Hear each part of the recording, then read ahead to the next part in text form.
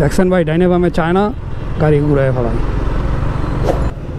ফুলডা রোডে গাড়ি ঢোকে, দেখছেন ভাই কই জামু। আর দেখা অনেক একটা সুন্দর রাস্তা, ভিআইপি রাস্তার মতনই, আমাতে অনেক ভালো লাগে।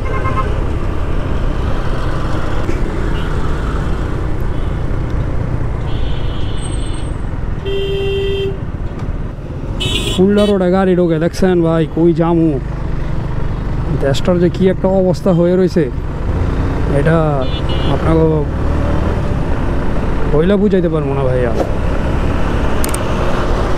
বাইরে আমি আইছিলাম আজকে সকাল 11টা বাজে, আমি দেখেন কি অবস্থা। হে রে আল্লাহ, আল্লাহ বাঁচাও, মুরে বাঁচাও আল্লাহ।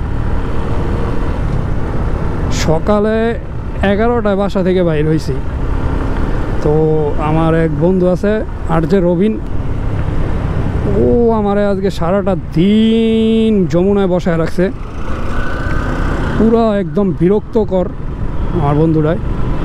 ও আপনার কুমিল্লার এক লোকের সাথে আমারে নিয়ে আইছে মোবাইল কিনা দিব। ভাই আমার জীবনে আমি ওইরকম মানুষ দেখি নাই।